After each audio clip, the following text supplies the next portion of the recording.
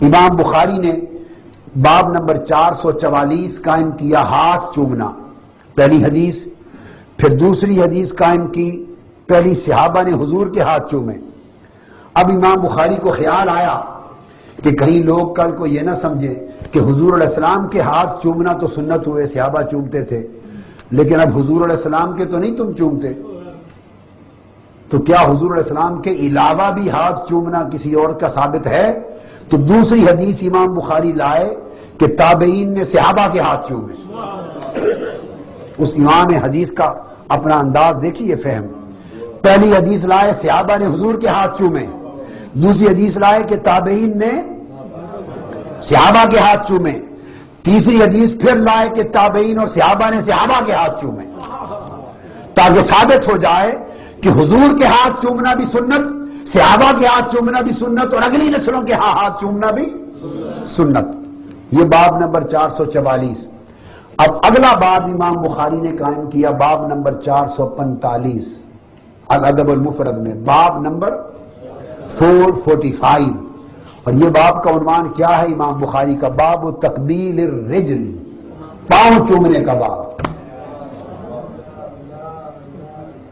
اب ہاتھ چومنے کو بدعت بنا دیا گیا اور پاؤں چومنے کو شرک اور سجدہ بنا دیا گیا. کتنا فرق آ گیا زمانے کے ساتھ. یہ عقیدہ امام بخاری کا تھا اور یہ عقیدہ آج کا ہے کہ ہاتھ چومنا بدعت ہو گئی اور پاؤں چومنا معاذ اللہ شرک اور سجدہ بنا دیا گیا. امام بخاری نے باب قائم کیا تقبیل الرجل کا، اور اس میں امام بخاری دو روایتیں لائے. ایک روایت اسی طریق پر لائے کہ صحابہ کرام نے آقا علیہ السلام کے دست اقدس بھی چومے اور قدمین شریفین بھی چومے. انہوں نے حضور کے ہاتھ بھی چومے اور آقا کے قدم بھی چومے. پھر خیال آیا کہ کہیں لوگ اب قدم چومنے تک کو صرف حضور تک محدود نہ کریں صلی اللہ علیہ وآلہ وسلم. اگلی حدیث لائے صحابہ نے صحابہ کے ہاتھ اور پاؤں چومے. ایک صحابی نے صحابی کے ہاتھ اور پاؤں چومے. یہ حدیث لائے ہیں. اور پھر یہ حدیث صرف امام بخاری نہیں لائے، امام ابو داؤد لائے ہیں سیاستہ میں، سنن ابی داؤد میں.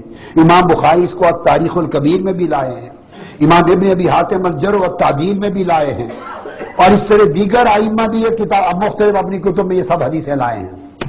اب جب میں نے یہ ابواب کھولے تو اس کی چاروں حدیثیں البانی صاحب نے نکال دی تھی، چونکہ ہاتھ پاؤں چومنا ان کے عقیدے میں جائز نہیں. اب وہ خواہ امام بخاری ہو خواہ امام بخاری کا کوئی شیخ ہو، انہوں نے وہ سب حدیثیں الادب المفرد سے نکال کے ادب المفرد کو صحیح کر دیا. انکریکٹ تھی، رانگ تھی، نو ہی کریکٹڈ اٹ. اب یہ صحیح ہو گئی. یہ ہے ان کی تخریج کی سطح جن کو بعض ہمارے احباب محدث اعظم بناتے ہیں. ان کا معیار یہ ہے جو حدیث عقیدے کے خلاف ہے ضعیف ہے، جو حدیث عقیدے کے خلاف ہے موضوع ہے نکال دو، جو عقیدے کے مطابق ہے یا عقیدے کے موضوع پر نہیں ہے وہ صحیح ہے. جہاں ان کے عقیدے پہ زد پڑتی ہے وہ خراب ہے. اب میں یہاں ایک علمی بات کرنا چاہتا ہوں. محدث اعظم صاحب سے وفات پا گئے، اب تو شاید حیات نہیں ہے، ان سے پوچھنا چاہتا ہوں، یا ان کے ماننے والے جو محدث اعظم سمجھتے ہیں کوئی، ان سے پوچھنا چاہتا ہوں. چلو بھائی حدیث تو نکال دی، آپ کو امام بخاری سے زیادہ بڑا محدث نظر آیا البانی صاحب، کہ جس سند کو انہوں نے صحیح اور حسن سمجھا اور وہ نہیں سمجھ سکے کہ یہ ضعیف اور موضوع ہے، البانی صاحب سمجھ گئے 1500 سال کے بعد. آپ نے یہ تو سمجھا کہ یہ امام بخاری سے بڑے محدث معاذ اللہ آ گئے اور سند پر جرح کی اور تنقید کی اور سند میں ضعف تھا نکال دیا. تو یہاں تک تو بات آپ کر لیں گے. میں اسے ایک اگلی بات کرنا چاہتا ہوں. حدیث لانا اس کا تعلق تو ہوتا ہے سند کے ساتھ، مگر باب قائم کرنا اس کا تعلق محدث کے عقیدہ کے ساتھ ہوتا ہے. بات سمجھیں. محدث اور امام اگر کوئی حدیث لائے تو حدیث پر جرح ہو سکتی ہے کہ اس کی سند صحیح ہے، اس کی سند حسن ہے، اس کی سند میں ضعف ہے، وہ ضعیف ہے، یہ مرسل ہے، یہ معضل ہے، یہ مقطوع ہے، یہ مرفوع ہے، یہ مسند ہے، یہ منقطع ہے. یہ منکر ہے، یہ متروک ہے۔ حدیث کی سند پر آپ 100 باتیں کر سکتے ہیں، غلط کریں یا صحیح کریں، اس کو نکالیں یا رکھیں، مانیں یا نہ مانیں، یہ بحث ایک الگ ہے۔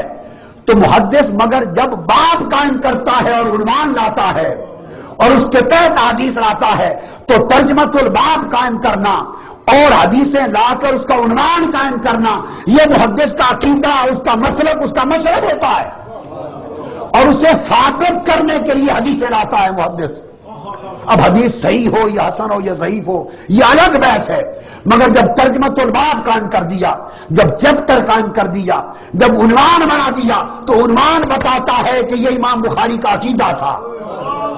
ارے حدیث کی سند تو البانی صاحب نے ضعیف سمجھ کے غلط تھی، ضعیف سمجھنا غلط تھا۔ وہ امام بخاری سے بڑا جرح و تعدیل کا عالم کوئی نہیں ہو سکتا، امام بخاری سے بڑا سند کا عالم کوئی نہیں ہو سکتا، امام ابو داؤد سے بڑا کوئی نہیں ہو سکتا، امام مسلم اور ترمذی سے بڑا نہیں ہو سکتا۔ چلو سند تو آپ نے جڑا کر کے نکال دی، اس کا جواب کیا دو گے کہ امام بخاری نے تو صرف حدیثیں نہیں لائے، امام بخاری نے تو باب قائم کیے تھے، باب و تقبیل الید اور باب و تقبیل الرجل، دو الگ باب، ہاتھ چومنے کا باب اور پاؤں چومنے کا باب، چومنے کا باب۔